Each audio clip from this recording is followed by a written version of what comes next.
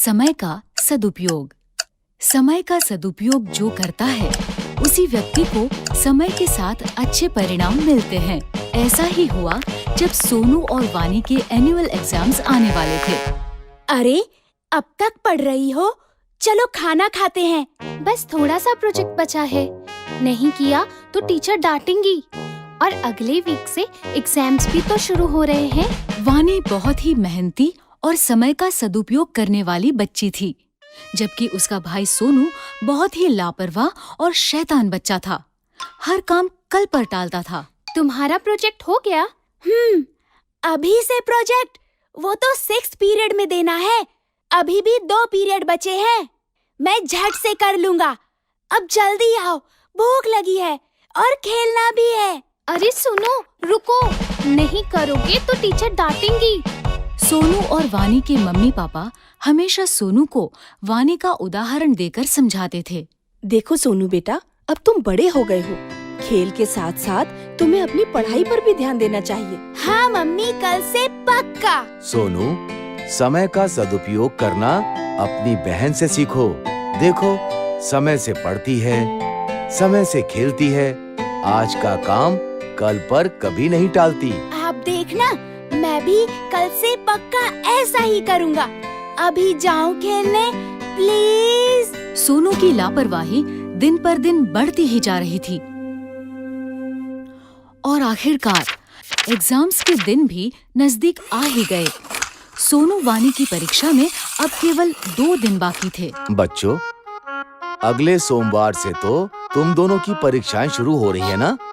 खूब मन लगाकर पढ़ो और अच्छे से परीक्षा दो। सोनू, मुझे तुम्हारी बहुत चिंता हो रही है बेटा।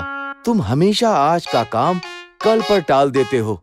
पढ़ाई कल पर नहीं टालना। वानी की तरह सभी पाठ समय से पढ़ लेना, ठीक है? अरे पापा, परीक्षा में अभी पूरे 2 दिन बाकी है। मैं झट से पढ़ लूँगा सब कुछ। अभी तो मैं खेलने जा रहा हूँ। जब तक खेलूंगा नहीं, तब तक पढ़ाई भी समझ नहीं आएगी।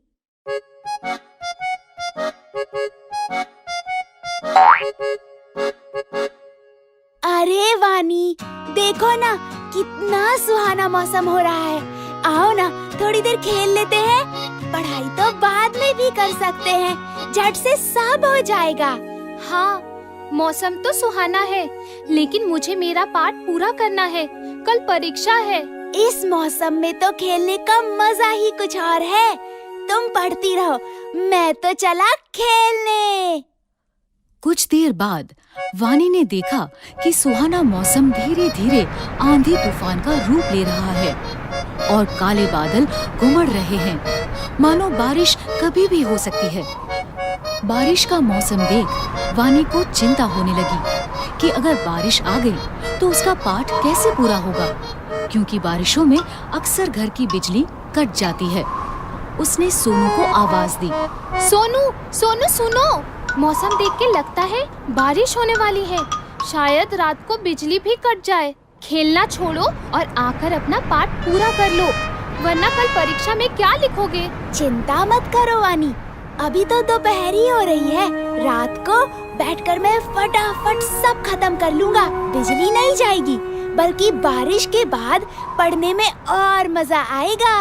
अच्छा, मैं जाता हूँ, मेरी बैटिंग आ गई। सोनू देर शाम तक खेलता ही रहा, लेकिन उसकी चिंता तब बढ़ी जब अचानक से बारिश शुरू हो गई। सोनू बुरी तरह घबरा गया और घर लौटा, जहाँ आकर उसने देखा घर पर ही नहीं बल्कि पूरे गांव में बिजली नहीं है। ये देखकर सोनू जोर जोर से रोने लगा। कल परीक्षा में मेरा क्या होगा? मैंने तो एक पाठ भी नहीं पढ़ा और अब तो बिजली भी नहीं है। मैं तो फेल हो जाऊंगा। मैंने कहा था ना, अपना पाठ समय से पढ़ लो। मैंने तुम्हें 1 हफ्ते पहले ही कह दिया था कि समय पर पढ़ाई कर लेना, लेकिन तुम्हें कभी कुछ समझ में नहीं आता। अब भोगो। सॉरी पापा, अब मैं क्या करूं? काश मैंने सही समय पर ही अपने पाठ पढ़ लिए होते। उसे समझ आ गया था कि उसकी लापरवाही के कारण उसके पास अब पढ़ने का समय बचा ही नहीं। रोने से अब कुछ नहीं होगा। अब समझ आया कि सब तुम्हें क्यों समझाते थे। अब रोना बंद करो और चलो मेरे साथ। मैंने अपनी पढ़ाई समय पर ही पूरी कर ली थी। मैं तुम्हें सारा पाठ समझा दूंगी और याद भी करवा दूंगी। चलो। अगले दिन दोनों बच्चे खुशी खुशी परीक्षा देने गए। जो समय का करे सम्मान, भविष्य में वो कहलाए महान। असली पढ़ाई। टिंकू और रिंकी दोनों जुड़वा भाई बहन थे। एक ही स्कूल में एक ही क्लास में पढ़ते थे। दोनों पढ़ने में बहुत अच्छे थे, लेकिन अक्सर टिंकू ही ज्यादा नंबर लाता था।